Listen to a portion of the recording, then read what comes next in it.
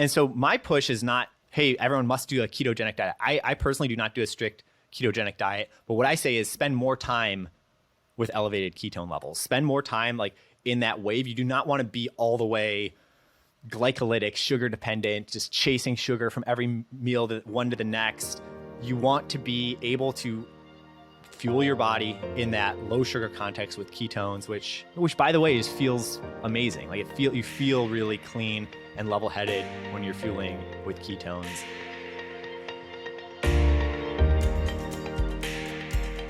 What's up, guys? Welcome to the Invictus Mindset Podcast. Today's guest is the CEO and the co-founder of Health via Modern Nutrition. He and his team have created an entirely new category of ketone shots known as Ketone-IQ, which have taken over elite sports and high-end workplaces. I'm so excited to learn more about this product today with Michael Brandt. What's up, man? Hey, what's up, Bryce? Yeah, thanks for the intro. Really excited for this conversation, and thanks everyone for listening in. It's going to be a good one. Before we jump into the amazing product that you and your team have created known as Ketone-IQ, I can't help, Michael. I've done a little bit of stalking on you, and you run marathons, and you're able to maintain a 6-minute pace. That is incredibly impressive. Thanks. I love running. I like all kinds of fitness. Swimming, skiing, played soccer a lot in my life, ultimate frisbee. I like all kinds of fitness. For me, running in particular has really blossomed into more than just running. It's my therapy. It's my alone time. I don't bring a iPod or iPhone with me, no technology. It's just like me and my brain and getting in miles. And at some point I realized, hey, look, I love this. I have a very analytical mindset. I've always been into biohacking, and the pieces fell into place where I want to qualify for Boston. I want to run a 3-minute or a 3-hour marathon. Oh, I think I can push it further. And just brick by brick. It wasn't like one day I woke up and did it. It's like just brick by brick. Have been able to get to a pretty elite level of marathoning, and it's fun. And look, there's levels to the game. I'm sure someone's listening in and they're like, 242 marathon, I run a 220 marathon, or I'm going for the Olympic trial. So I'm always like careful who I flex around. Like I'm faster than your average bear, for sure, faster than most people. I get to cut the line and be in the kind of sub elite cohort at a given marathon. But there's people out there who do it professionally, who are a couple of notches faster. Just like anything in life, just like CrossFit, just like anything. There's I love that you really leaned into the concept of levels. I think that's exactly true. That there's so many levels to different facets of life. But I can't help but lean in, Michael. When you think about running, it's so specific to the individual. It can be mindset oriented. It could just be gentle movement. It can be taking in the ambiance. It can be striving to get faster paces. It can be zone 2 work. It can be so many things. But the founder of Nike, Phil Knight, was telling this story one time. You may have heard this before, where he goes, those early mornings when it's still dark outside and you don't want to get out of bed, you put your shoes on anyway, and you get outside and you start your run. And every now and then there's that person standing underneath the freeway overpass kind of cheering you on as you go by. He goes, that's Nike. That's cheering you on with whatever your goal is. And that's what we try to do at Invictus with training, with lifestyle design, with partnering with amazing brands like Health via Modern Nutrition, and understanding, what else is out there. How do we connect? How do we be underneath the freeway overpass to truly motivate, inspire, and educate the world? And I don't know if I've ever told that story on a podcast before, but it's kind of gave me goosebumps a little bit. Like I just got goosebumps. Having the imagery, right? Yeah, it's so good. I love Shoe Dog. His book is incredible. I've listened to it like 10 times. Like at the beginning of every year, it's like a kickstart to the year of like, man, like he overcame so much adversity. He thought about folding the company so many times, the concept of blue ribbon and changing the name and the different family struggles. I'm sure you think about that often being a founder. Yeah, and it's super interesting how he interpolated his business with his running, right? Like he was on the Oregon track team, highly competitive athlete, and the way that he approached his business, he just had a lot of stamina. He was an endurance athlete in the boardroom, and that interpolation I think is super interesting. Like he learned so much from his athletic pursuits that just directly connected into his doggedness, his doggedness in business. And I'll talk about running all day. We're born to run. So fundamental. It's probably the oldest sport on the savannah is like two kids racing against each other, right? Running is old as time. I can talk about running all day, but I'm also not dogmatic. It's like whatever you're doing to get your kicks. If you like underwater basket weaving is how you get it out, like cool, then yeah, like whoever's at the next coral over cheering you on as you underwater basket weave, like we like that person too. Like however you get your kicks, I think is great.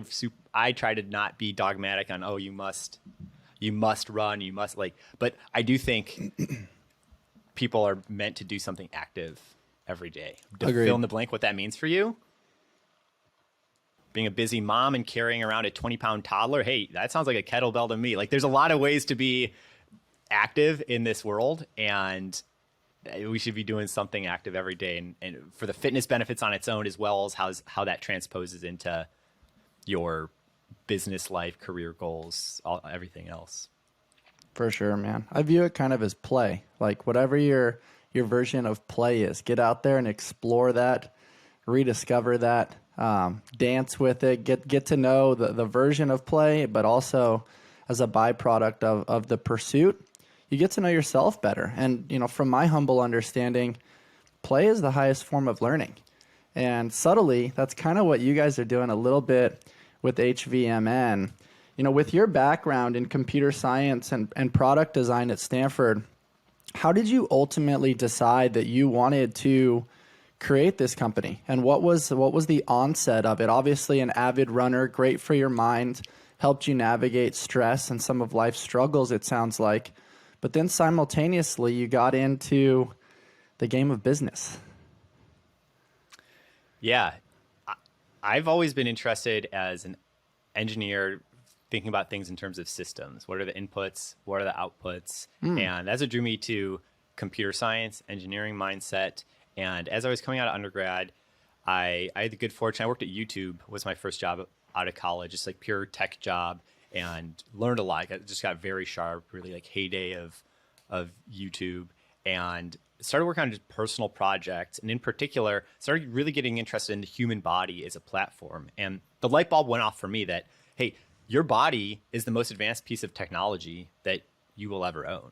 Mm-hmm. And we are getting more mindful about the inputs and outputs to our body because of the proliferation of hardware, right? You see, you can wear an Oura Ring or a Whoop or an Apple Watch and track your footsteps and your heart rate and your heart rate variability and your sleep score. And you can even wear a continuous glucose monitor, and they're coming out with a continuous ketone monitor where you can measure in real time. It's like we've been driving the car with no dashboard for eons, and now all of a sudden the dashboard lights are starting to come on and you can see your blood glucose levels and your insulin sensitivity and all. It's like you had a car that didn't have a oil gauge on it before, or you didn't know how full your gas tank was or not. And as the lights are coming on, and they've been coming on and they're going to continue to come on, then it makes sense that people get more mindful about what they're putting into their body, because you can directly see, hey, what does this behavior change or this diet, what does it do to me? Like for us, like when you drink Ketone-IQ, you can see your blood ketone level goes up. I don't know what I don't want to dunk on anything. Like I don't know what an acai berry does, to put it bluntly. Like I don't know what a lot of what has been sold. I think consumers are getting smart because they have the access to the objective output measurements of their body, and they're able to see what is or is not working. And so this is a macro trend I saw. I was an engineer, computer science guy, really passionate about human performance, and saw this trend of the human body emerging as an interesting platform for innovation. And then started thinking through just first principles, what's interesting, and seeing, we can talk more about keto diet, ketones, how this all connects, but basically started like keto diet and bulletproof coffee was just like, has been trending hard, probably one of the biggest waves of the last decade. And my co-founder and I asked the like dumb/smart question of like, hey, everyone's doing intermittent fasting. I've done a week-long fast. Everyone's doing intermittent fasting. Everyone's trying out the keto diet, trying out bulletproof coffee because hey, like it turns into ketones. Like everyone's doing these things to get their body to produce ketones, right? When you lower your carbs, when you run low on blood sugar, your body makes ketones. We're jumping through all these hoops to get our body to make ketones, and that's great, and we should still do that. But why can't you go to the store and just buy a ketone? Like you can go to the store and you can buy a shot of collagen, you can buy whey protein, you can buy apple cider vinegar, you can buy something for your gut microbiome, you can buy all these other nutritional primitives. And so like looking at the human body as a system and then looking at, hey, what is the biggest blank spaces that like could exist that don't? That's how we spotted ketones. Like metabolism is central. Ketones are a phenomenal form of fuel that are great when your body can make it. And why don't we figure out a way to put that into your system exogenously? And that's what kicked off the adventure. I love that. There's a few things to unpack in there. One of them being the concept of systems. I really love that you talked about gentle reference to Ray Dalio and principles. You know, all those things are incredibly important, right? In trying to create some development. And when you're looking and kind of zooming out, looking at the market and realizing that, oh, wow, for a very long time, the world was talking about fat making you fat. Well, now we've come to realize that maybe that's not the case. Maybe there is something to this keto diet, which is typically higher protein, higher fat, a little bit less on the processed carbohydrates. Trident Coffee is sponsoring this episode of the Invictus Mindset Podcast. My guys over at Trident taught me something really important this last year, that we are all a bundle of stories, both good and bad, and everything in between. At Trident, they're storytellers. All of their cold brews remind their customers that they are part of something bigger than themselves. They help create connections through symbology and storytelling that engage their customers on an emotional level, and this distinguishes them from other coffee brands. You can find Trident in Imperial Beach and in Coronado. They offer over 14 plus nitro cold brews along with dairy-free options. You can find the perfect brew and pair it with one of their treats from their keto bakery. All these options will allow you to support your health and fitness journey with Trident Coffee. They're more than just a coffee company. You can check them out over at tridentcoffee.com and use code Invictus20 for 20% off online and in tap rooms. Once again, that's tridentcoffee.com. Use code Invictus20 for 20% off online and in tap rooms. Take your coffee experience to the next level. Two important factors for us over at Invictus Mindset are true care and attention to detail. My friends over at RX Smart Gear have been bringing innovative fitness tools to the market since 2009. From their award-winning Evo speed ropes to their amazing gymnastics grips to their line of inflatable fitness equipment, they're constantly looking to problem solve within the fitness industry. They're always allowing us to have our gear work for us rather than against us. Hop on over to RX Smart Gear and use discount code Invictus Mindset to shop their latest cutting edge gear. Have your gear work with you and not against you. Like, at what point did you guys decide, like, hey, we want to lean in to trying to devour or attack this side of the conversation versus the other side, which was early on where it was, you know, low fat, high sugar, everything, chemical shitstorm, really, you know, in the early 90s, to be totally blatantly honest. And then it led to like these marketing terms like gluten-free this. And there's so much nuance out there that inevitably the consumer is, quite frankly, pretty confused. And they're just looking at the covers of magazines. They're seeing, you know, some jacked guy or some really fit woman saying, hey, this is how I've eaten. Let me try to emulate what they're doing. But there's so much more to the conversation than that. How did you guys narrow it down and see Business 101? There's a hole in the market. Clearly, you can't get ketones, just to go straight to ketones, you have to go through this whole nuanced process to get there. At what point did you decide, like, this is the game we want to play? Every business has a secret that the founders and early tribe around it knows and believes to be true that most of the rest of the world does not know about yet. That has to be true, right?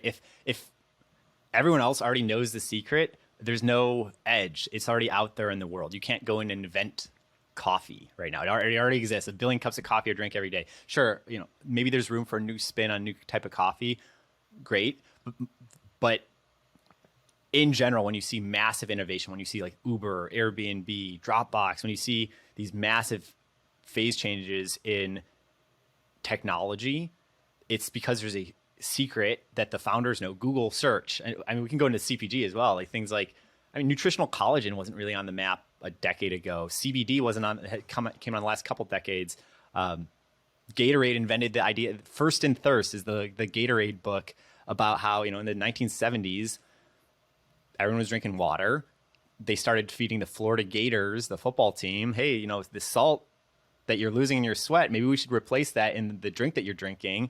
Thus was born Gatorade. So there's always this secret that the founders and the early tribe know that most of the rest of the world does not. And so you have to be willing to be iconoclastic. You have to be willing to go against the grain. You have to be say willing iconoclastic? That is fantastic. That's a great word.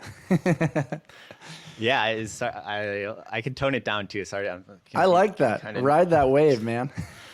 Yeah, try not to make this a SAT test for people. I sometimes I read a lot, and sometimes iconoclastic. Yeah, just being really out there, one of one, and being okay with being at a dinner party and 9 out of the 10 other people there think what you're doing is insane because they have a normal job. Like, I'm a lawyer, I'm a doctor, I'm a whatever, and you're there like, hey, no, look, ketones, like, hear me out. And you got to be okay with that. It's like Steve Jobs was batshit crazy when he launched a phone. The most popular phone in the world when iPhone came out, I think we all know, is the BlackBerry. Why did everyone love the BlackBerry? They loved the keyboard. You could just type so quickly on it. The tactile buttons just work. And then Steve Jobs was like, look, iPhone is crushing it. We're going to make a phone and it will not have a keyboard. And if you're not down with that wave, respectfully, get off the team. We are making a phase change. Because imagine a screen. Imagine the same screen allows you to type. It can go in any language. It can become a video player on the full screen. It lets you play games. It lets you do anything. The screen, by not having a keyboard, can let you do anything. And yeah, it's super hard. It was super hard to pull off. It was super new. It got panned. The first couple of versions, people didn't love it. It wasn't unanimous. You have to have that vision. I was talking about Phil Knight earlier. When he's building his shoes, he was doing things that just were not being done on the market. And he had this secret. If anyone's read Shoe Dog, like, they kind of go into the science on it, where he was putting interesting types of foam in there, different wedges, different sizes. And these were just giving people a material advantage in the Olympics. And it was just a better shoe that no one knew about. But like Phil Knight and his co-founder was his track coach at Oregon, Bill Bowerman. Like, Bill Bowerman was the real kind of wonk guy behind it, like real technology guy behind it, was figuring out all the different types of foam components. Like, you have to have that secret that that most of the world doesn't know yet. And so I think coming from that understanding, it's like, it was totally fine for me to see that, yeah, a lot of the world is, low fat yogurt that has like 19 grams of sugar in it. And like that's supposed to make you healthy. And I have no issue calling bullshit on that. But like, I look at the science. I don't see that. I see that fat is really satiating, and that fat is such a broad term. There's so many different types of fat. There's so much difference between like an omega-3 versus canola oil. Like, what are we even talking about? That like, and you don't have to have too much of a tinfoil hat on to look at, hey, there's corn subsidies, and there's a reason why things that have like corn and corn syrup are like super freaking cheap, and why maybe that's being pushed at us, and why maybe the finger has been on the scale with studies that have come out to demonize things that are actually good for us. And we should not be eating cookies for breakfast in cereal format. We should not be eating cereal, period. And meanwhile, we've demonized eggs. Like, are you kidding? Like, we do, because there's cholesterol inside of an egg. It's like, yeah, like that cholesterol is not doing the bad things that people said it was doing. And let me tell you, Cheerios are not part of your heart healthy breakfast. I think you know all this, and maybe I'm just going off here. I think you know, and probably I think it's phenomenal, though. I mean, Yeah. that's the thing that's so important for me around this concept of nutrition is we all need reminders of this, because subtly walking through the grocery store, or the other form of nutrition is what we see, what we listen to, who we converse with. You walk through a grocery store and there's so much marketing manipulation that inevitably it's like, am I on the right path? Am I doing the right thing over here? I'm kind of questioning myself now. And you start having this toggling within the ping pong ball in your brain. And I think you hit the nail on the head really around, you look at the onset of agriculture, in like the 70s and 80s. And that's kind of when we started to see the turn where sugar and corn syrup and mass food production and certain antibiotics and things given to the meat sources out there. And Mark Sisson, the author of The Primal Blueprint, I was a big fan of his back in the day, because when I was finishing basketball, I just felt really inflamed. And I was like, all right, well, the first thing they give us after practice is a Cliff Bar and a Gatorade. All right, a part of that is probably replenishing a little bit of glycogen, but the first ingredient on both was high fructose corn syrup. Oh, I'm already stressed because I'm trying to be a student and an athlete, trying to manage a personal life. There's so many different stresses associated with life. Simultaneously, you got 4 hours of a basketball practice, an hour of weights, an hour of study hall. There's a lot on the plate of a student athlete. And I turned towards Mark Sisson, and all of a sudden he starts pointing out the characteristics of the prototypical caveman before agriculture came around. And there's so much knowledge that came to that, and that's where I started my journey of like, all right, let's pursue the whole egg. Let's have meats and vegetables, some nuts and seeds, a little bit of fruit. Try to stay away from sugar, and maybe a little bit of starch post-workout to try to get that insulin response to bring down cortisol, typically in the form of sweet potato. And obviously that can be customized on the goals of the individual. At that time, for me, it was to try to decrease inflammation a little bit. But, what are your thoughts on the historical reference in relation to nutrition and how that played a role a little bit into how you guys educate with HVMN? Absolutely. There's a lot that we can learn from the past. That there's this idea of Lindy-ness, which is that the longer something's been around, the more likely it will continue to be around. So why is it that way? Oh, just that's the way it's always been. Well, it stood the test of time, and it comes from the term Lindy comes from 1920s Broadway, where there's idea that if we're trying to predict what shows are going to continue to be on Broadway for the next season, 2, 3, 4 seasons, the best predictor is the ones that have been on Broadway already for 2, 3, 4, 5 seasons. That the thing that's been around for a month, I don't know, maybe it's a flash in the pan, but the musical that has been around for several years, it already has proven some longevity, is likely to continue to be culturally relevant. So that's where the word Lindy comes from. And then it tracks, right? It's like, hey, people have been eating steak for millennia. Like, they will probably continue to do so. There's probably a Lindy-ness to that the things that we've been doing, we will likely continue to do. I think there is a shade of interpretation on that, because look, we're like staring through webcams, sending bits at each other across the information superhighway here on Zoom.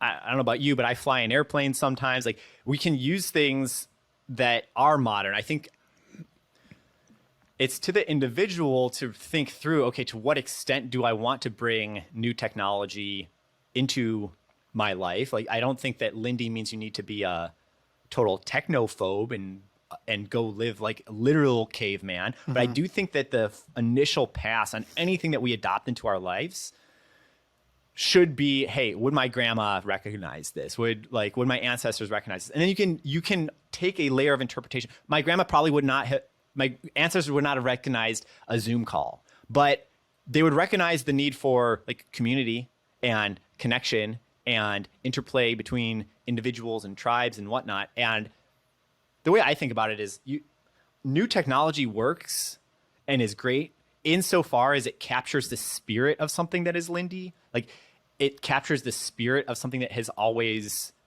existed in the world. So even if like a webcam and Zoom is itself new, the idea of being in commune with other people is old as time, and we just happen to be doing it in a new way. But I look at everything through that initial lens of Lindy. How do people used to do it? It's probably a pretty good guideline. So, we're talking about ketones and ketosis. Like ancient humans, there's no Reese's peanut butter cups on the savannah. There was no 3 meals a day and snacks and 7-Eleven and Slurpees on the savannah. People had a lot of elevated ketones, right? People were walking 3, 4, 5, 6 miles a day, endurance hunting, not a lot of processed carbs to begin with.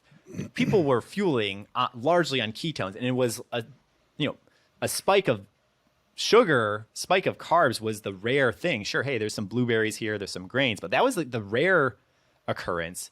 And so in this modern world, it's like, okay, yeah, ketones, like we've invented Ketone-IQ is very new technology, but it is in harmony with how humans used to be, which is like fueling more on ketones than peanut butter cups. And so it's something I think about as a technologist. It's like, okay, how do we create the new, but in a way that captures the spirit of the past? I love that. Just really pulling the principles and having them, be digested a little bit for new innovations. I can't help but lean into the Liver King. I don't know if you've seen him on social media. It's hard to miss. Yeah, right. He recently got blasted for the use of PEDs, which we don't need to get into that. Like, I honestly don't really care about that. It was pretty obvious to me at the onset of my eye test. But what I really liked, I think his 9 ancestral tenets are pretty cool. I think it is important to have shielding and connection and movement and lifting things. And I think they are gently derived from the 10 primal laws that Mark Sisson put together, one of which is move often at a slow pace, sprint every once in a while, and lift heavy things. Like those are some of the basic concepts just to relate to your analogy of principles. And yeah. I think you do a really good job of that. And I think it's important for us as consumers to really understand how the wheels tick in between your ears so we can understand the why and how you derived Ketone-IQ. And before we jump forward, I'd like to define some terms for our audience today. The first one being, what is a ketogenic diet? Like, what does that look like? And, what is this thing keto that everybody talks about, and what does it actually mean? That's a great question. And it's one of those questions it's so simple and so fundamental. It's like, if the mark of a good chef is, how do you make an omelet? Like I think the mark of a good conversation on nutrition is, okay, how can we address the basics? What is keto? What is a ketogenic diet? Your body uses blood sugar for energy, and it can use fat for energy. And that fat turns into ketones. So we have these two systems. You have your sugar and carbohydrate, using these terms interchangeably. You have your sugar, glucose, carbohydrates, all the same thing for the sake of conversation here. And then you have your fat and your ketone system. Your body, when you're running low on blood sugar, your body starts making ketones. And as I was saying before, like it was not normal in the past to have elevated blood glucose. Like that wasn't a thing. So we were often pulling from our own body fat, making ketones out of it. And that's what we use to power our bodies and our brains. So whenever you're in this context where you're a low blood sugar, so that can happen when you're fasting. It can happen when you're doing a low carb diet. It can happen when you're running. If you go on a 2-hour run or bike ride, your body is probably draining its glucose glycogen stores down to a spot where you've begun ramping up ketone production. You're pretty much always making some amount of ketones. It scales up in proportion to how low your blood sugar is going. So you have things like the ketogenic diet, which is the ketogenic diet is a hard switch, which is to say, hey, don't eat any carbs, don't eat very much carbs at all. Keep it under 40 grams or 20 grams a day, just like very, very limited amount of carbs, such that your body is always going to be making ketones. And then if you drink something, if you drink Ketone-IQ, okay, cool. You're adding ketones into the system and it's all agreeing with each other and you're doing a full ketogenic lifestyle. Cool. The one nuance I would say that has evolved, and I'm certainly, anytime I get on a mic, is trying to push, is that the ketogenic diet is like too black and white. The way it's been framed the last 10 years is that it's like this special underpants club where you're either keto or you're not, or it reminds me of people being like, you're either like vegan or you're not, or like, I think actually the CrossFit community kind of gets this, where it's like, it's seen as this like tribal thing. You're CrossFit, it's like, hey, can I do some CrossFit movements without being like level 19 CrossFit or whatever? Like, yes, you can, right? Like there's shades in the middle. And when it comes to the ketogenic diet, like, look, if you overnight fast and then have coffee with maybe MCT, a shot of Ketone-IQ in the morning, and don't eat any carbs throughout the day, and then for dinner you have some pizza, like, you have gone in and out of ketosis. Like, you have gone, especially get some exercise, get some movement, burn off some excess blood sugar. Like, you've went in, you elevated your ketones during the day, and then you had some carbs, and like, you're on this wave. And so my push is not, hey, everyone must do a ketogenic diet. I personally do not do a strict ketogenic diet, but what I say is spend more time with elevated ketone levels. Spend more time like in that wave. You do not want to be all the way glycolytic, sugar dependent, just chasing sugar from every meal, one to the next. You want to be able to fuel your body in that low sugar context with ketones, which by the way, just feels amazing. Like, you feel really clean and level headed when you're fueling with ketones. And I'm really excited just the way that the discourse has popped open. I feel like for the last decade, a lot of people have been talking about ketogenic diet. Am I keto or not keto? And I think where that's looking for the forward decade is more nuance. People are talking about, am I metabolically healthy? What are my biomarkers for metabolic health? Let me put on a continuous glucose monitor and see how my blood glucose levels track, see what my insulin sensitivity is, see what my sleep score is when I have too much sugar too late in the day. It's just more nuance. It's like, I want to move towards a lower carb lifestyle without having to get the keto tattoo on my forehead. Mm-hmm. But I want, like, is there shades of gray in the middle? I think it's so important to note that, right? Politically, you look at, are you left? Are you right?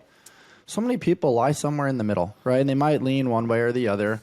I think it's important as far as your exercise analogy. It's like CrossFit is such a broad and inclusive term. It's constantly varied, varied intensity. It's functional movements. It's utilized as so many different facets. You pick things up, you put them down. That's hinging. You have a squat pattern. You push, you pull.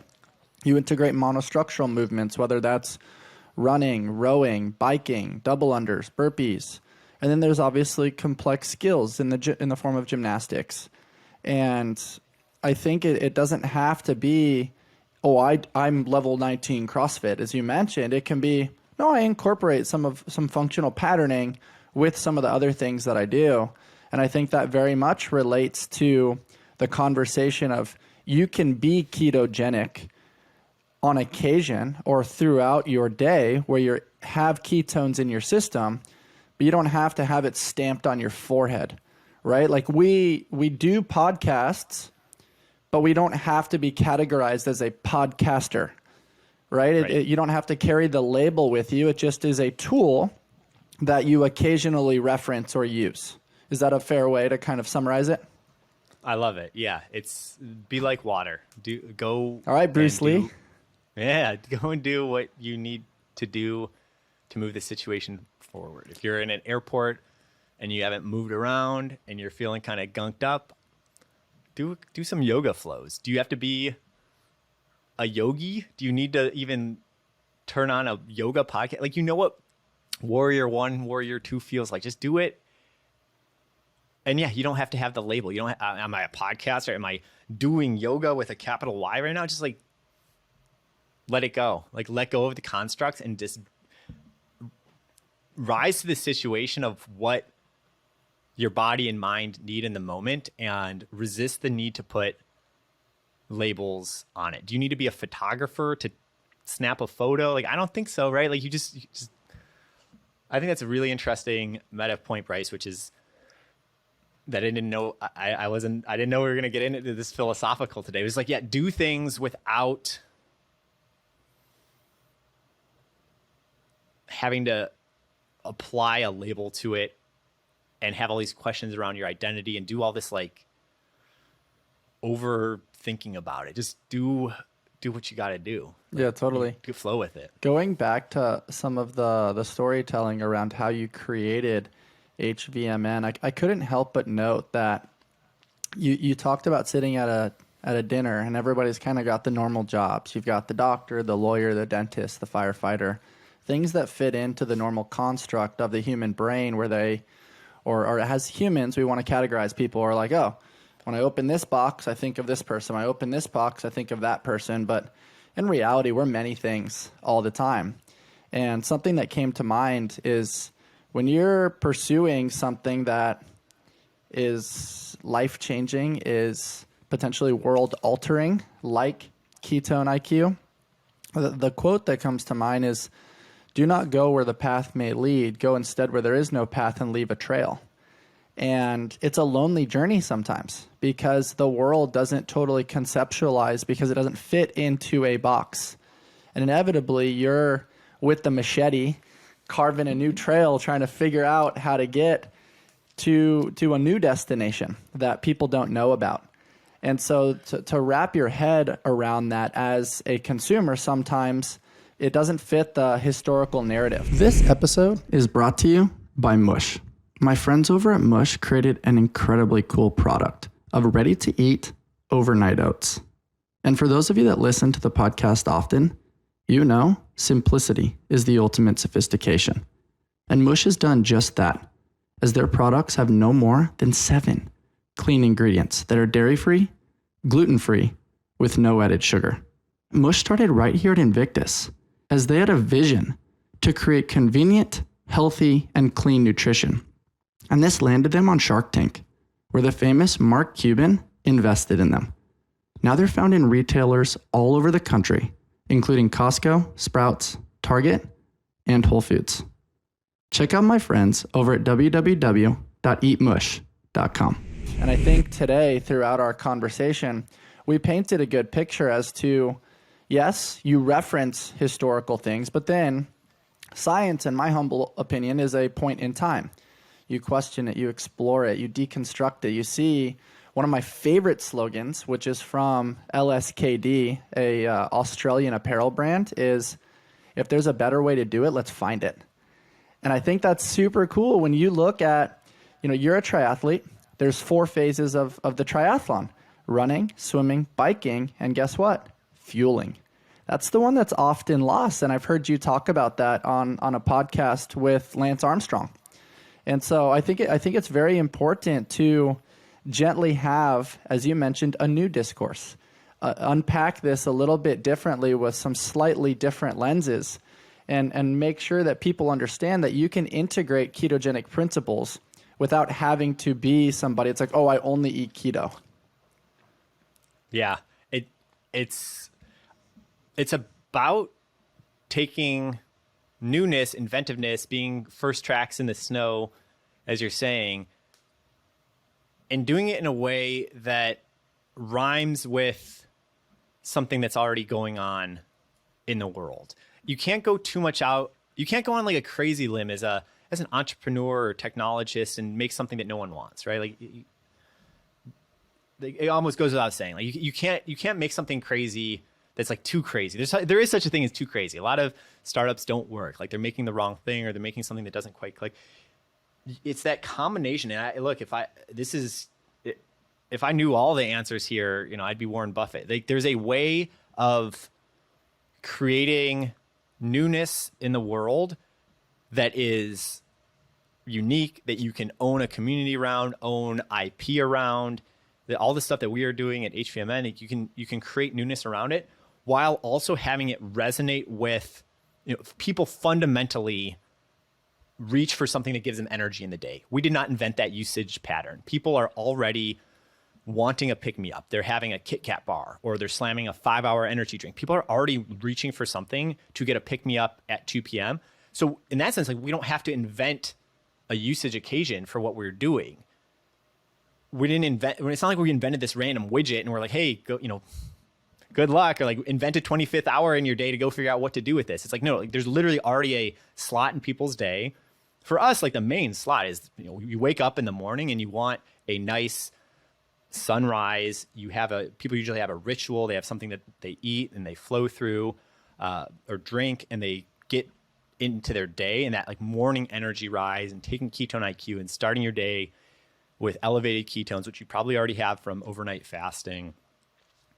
And so like we're at the same time, we're doing something very new, and we're also doing something very timeless that slots into something that already exists in people's lives. And threading that needle is, I mean, you could go 10,000 hours there, right? Like it's, how did Henry Ford know to make a car, right? Like how, people were riding horses. No one was asking for him for a car, but like why were people like really understanding why people wanted a horse, and hey, I can do that better. And like Steve Jobs understand, why do people really like their BlackBerry? Okay, well, we can do something even better than that in the spirit, but like with a profound sense of newness. And I mean, I know what mastery there looks like. I'm not Steve Jobs, right? I'm not Phil Knight. Like I'm young in my career, and I can point at what it looks like. I can use words. We were talking about it here. We can both like point at it and look at it. And that's the mountaintop and what I'm building towards, for sure.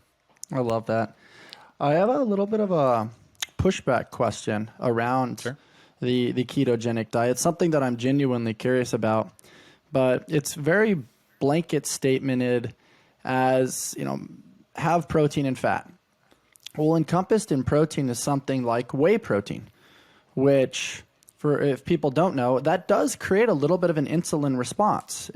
Correct me if I'm wrong, but something that I'm curious about is, how do ketones play a role to not create an insulin response? And if somebody consumes high voluminous protein, eventually that's going to go through gluconeogenesis, where the protein will then be converted into glucose. But that takes some time.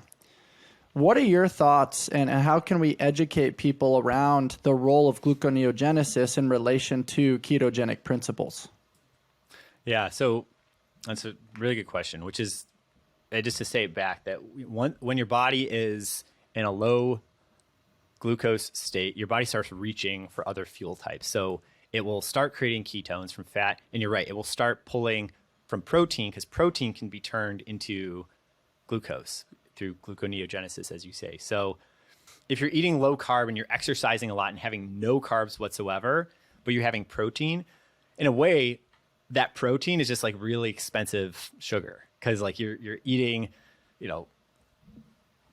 grass-fed you're eating high quality protein, I'm assuming, and then if your body's just super energy depleted and you're turning that into carbohydrates, that's not the way to go. So the way to address it is you need to make sure you're having enough fat and or ketones and or carbs so that you're not ripping apart your protein in order to fuel yourself. That's the long and the short of it, is that your body will pull protein to use for energy.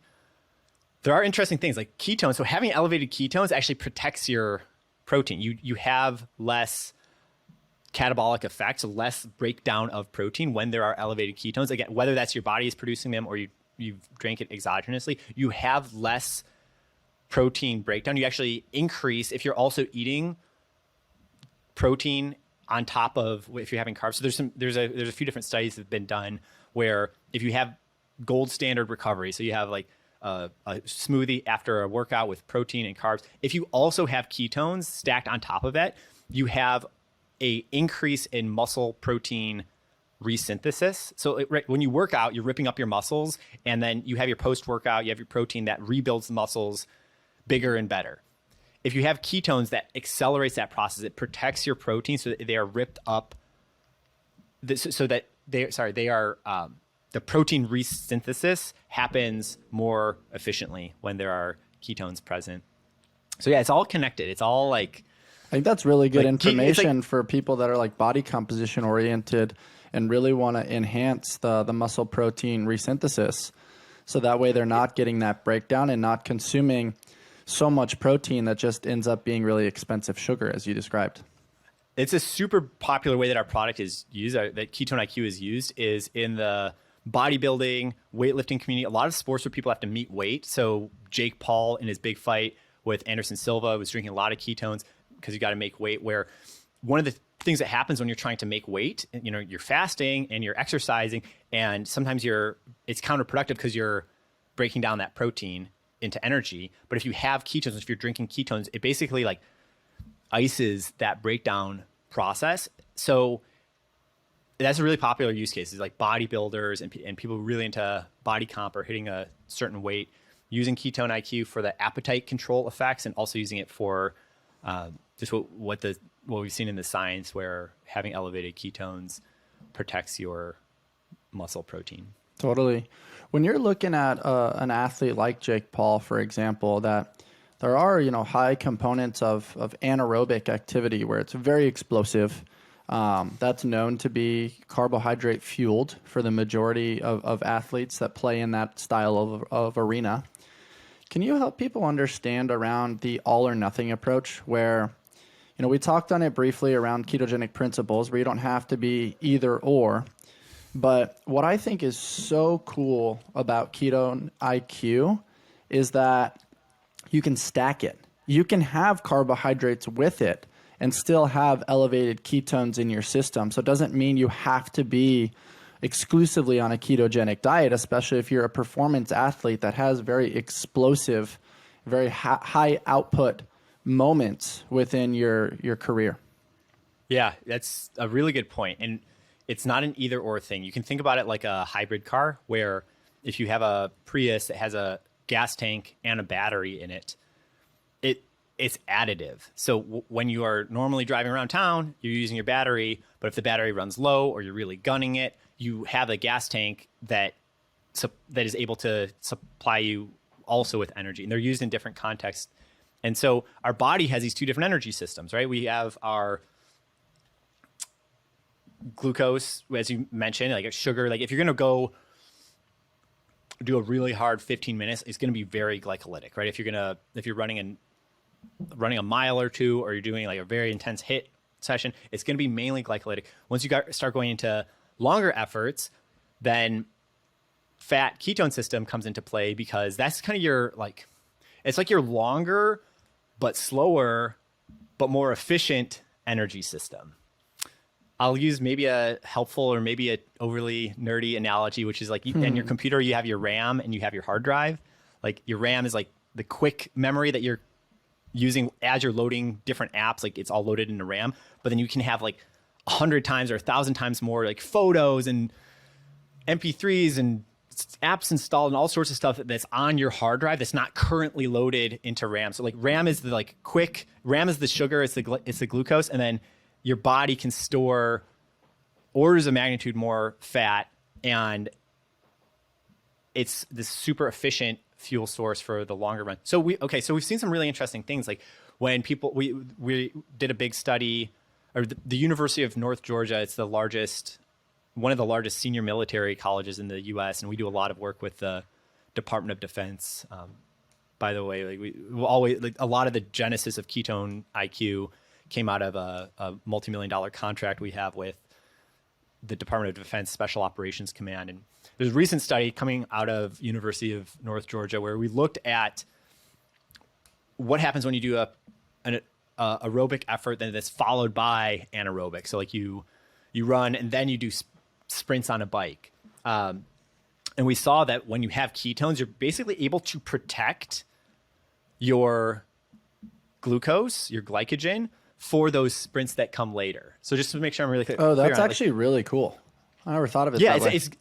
It's called glycogen sparing, where basically if you're doing something that's like zone 2, your body might use some glucose, might use some ketones, but when you have ketones present, your body will use those. And then if you're going to do a sprint at the end of that session, if you have had ketones during your session, you have more glucose left in the tank. So like for minutes, at minute 55 to 60, if you're doing an hour-long workout, you'll just have more get up and go.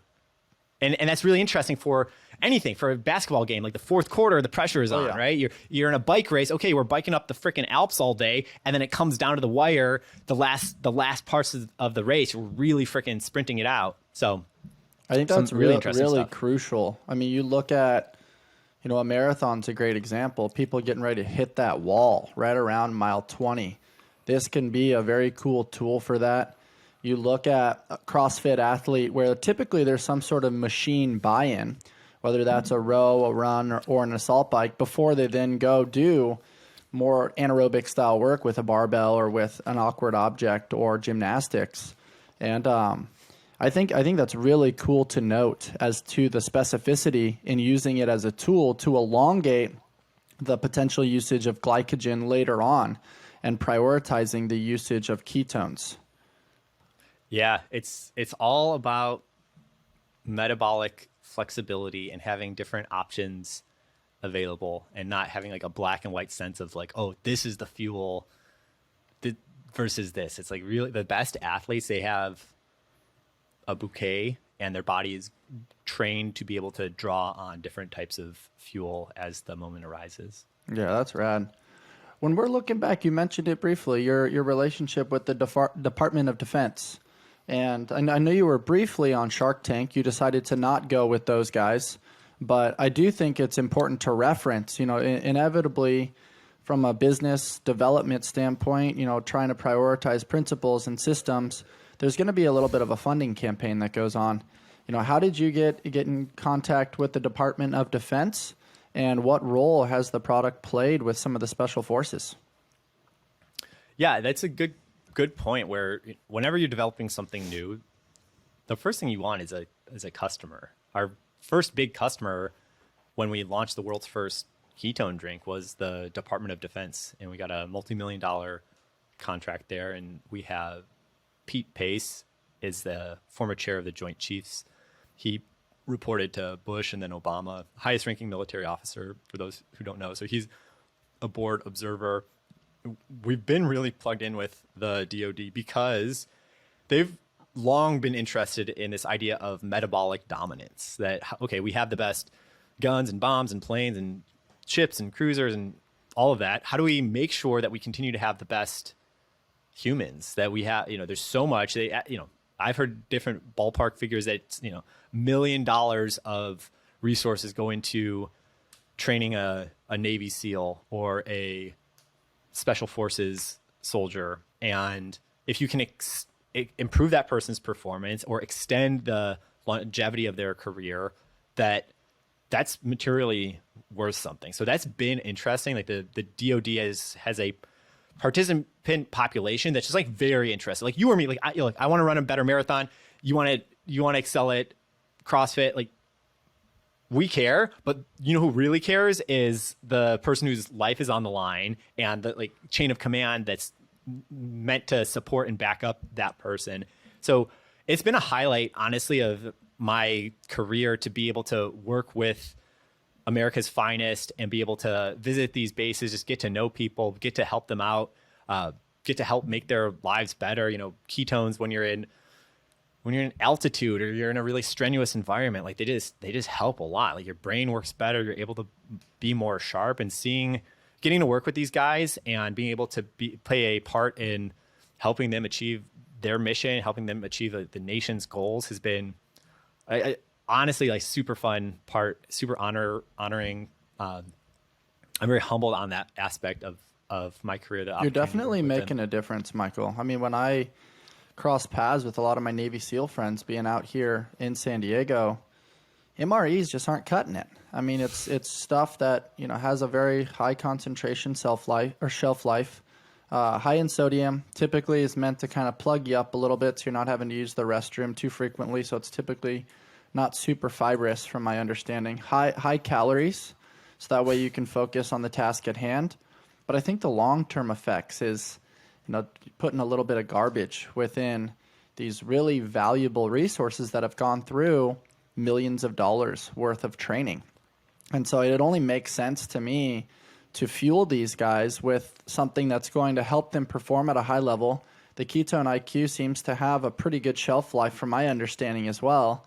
And yes, the risk is a little bit lower than the reward.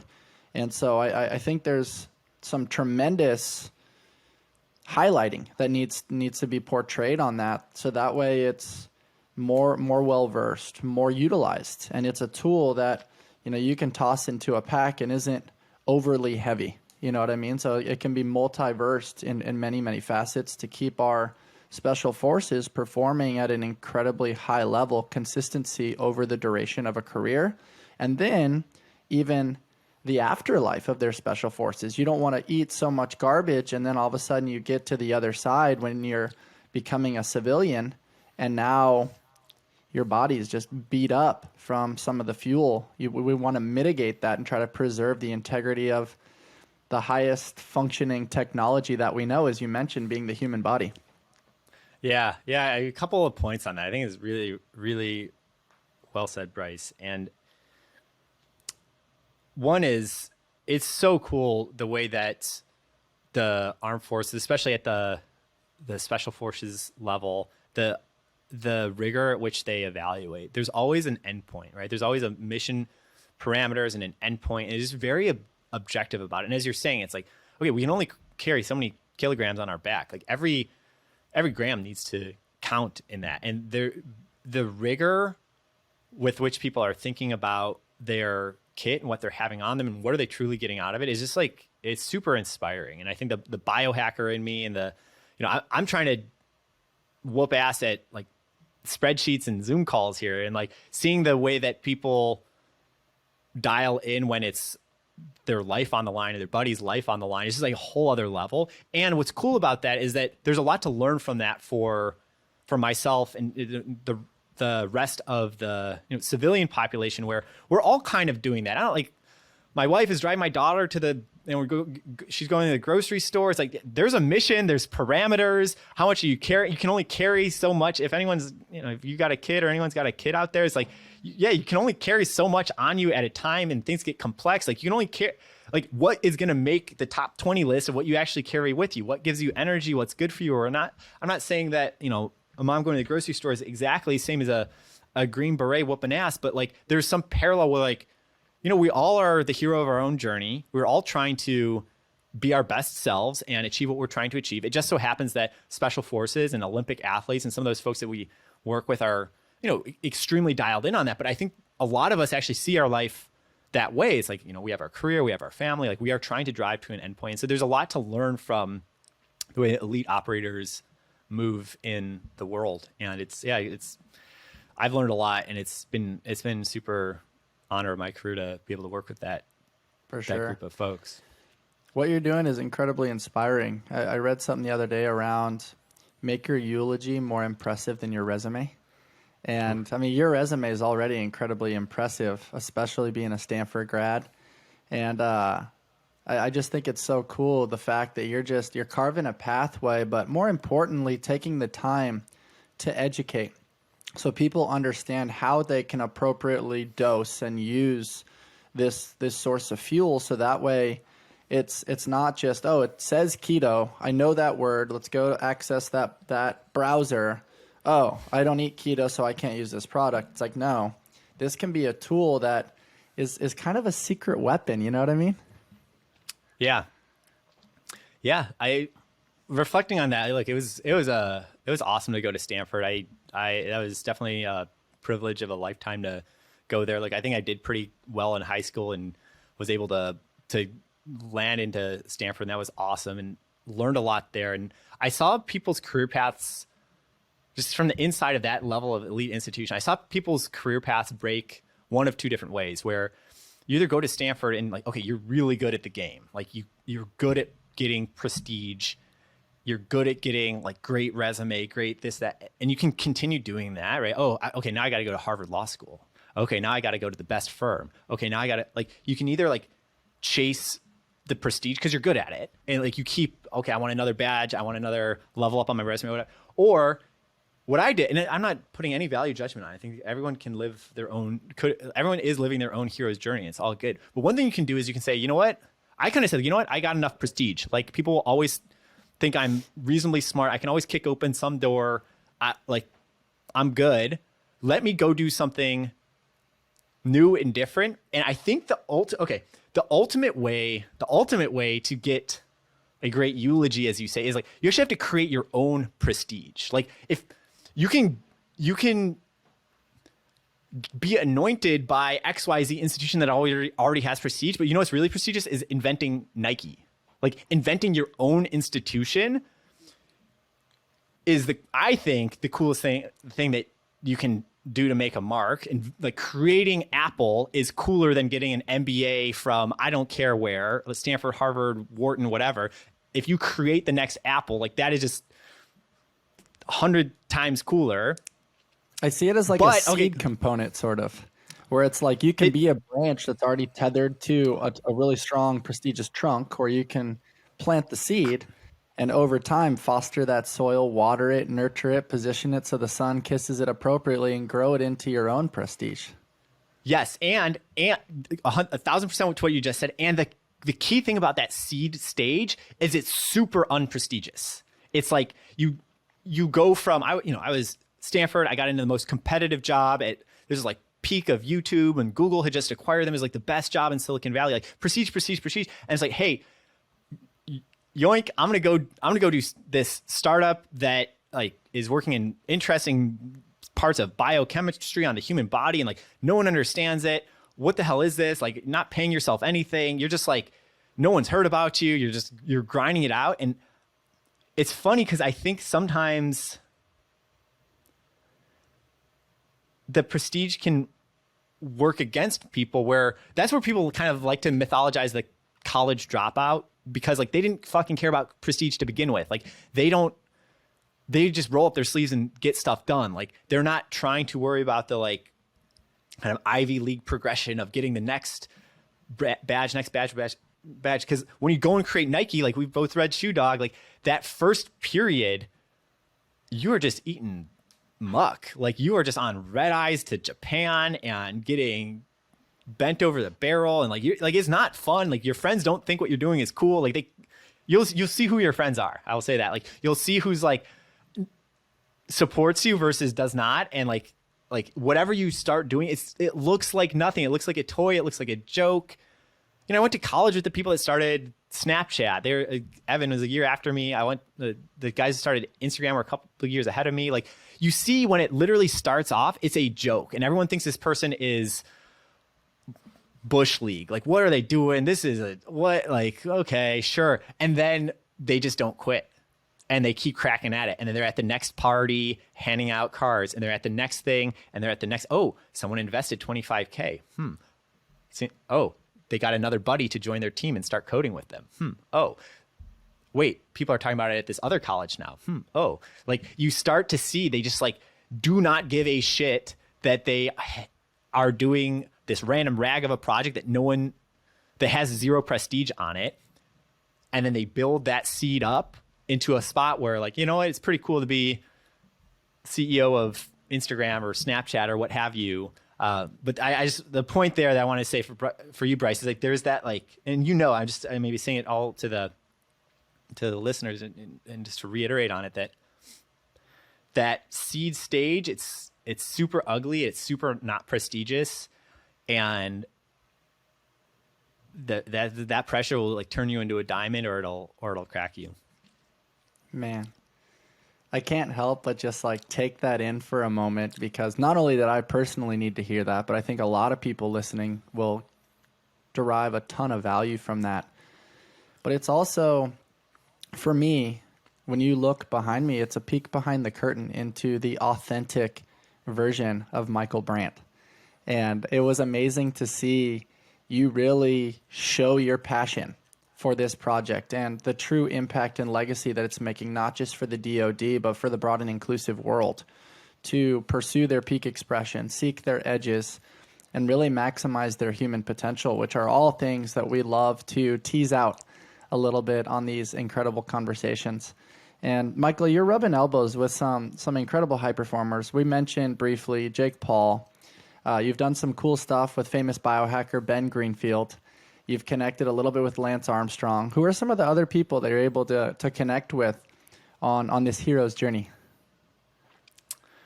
Meeting some great people. I'm grabbing dinner with Max Lugavere and Dave Asprey next week. Some other folk, Brian Callen. He's been on Joe Rogan a bunch of times. Yep, very familiar. People know that guy.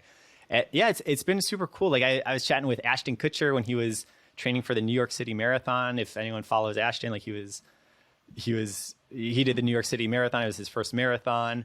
It's cool. We have not made it. We are not Nike yet, but we're in this like adolescent phase where we're not seed and we're not Nike yet, but we're getting like I think that's a good way to put it. We're rubbing elbows with interesting people, and all of a sudden the like naysayers, when I'm in science fair project mode for the last 3, 4, 5 years, like what the hell is a ketone? All of a sudden people are like, oh, interesting. Like you're just, oh, okay. You like your buddies with Lance Armstrong and you're in Aspen on his podcast during the Tour de France talking about how cyclists are using Ketone-IQ. Like all of a sudden it's like the energy has shifted. And like, I'm not like, I think Conor McGregor has this quote. He said, go to sleep with a win, wake up with a loss.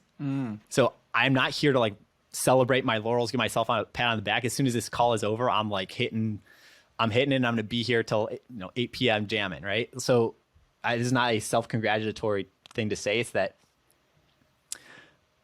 the energy is shifting, and it is fun. It's rewarding to meet with cool people, and I think it's fun. Game recognized game. Like I think it's cool. We're all like climbing up the same mountain, but with from different paths. It's really cool when you look at these old photos. You see like Muhammad Ali hanging out with the Beatles, and it's like game recognized game. Like the best recognize the best, and it's cool. Like I'm not a world famous DJ. I'm not a world famous actor or whatever. Like, but they're not.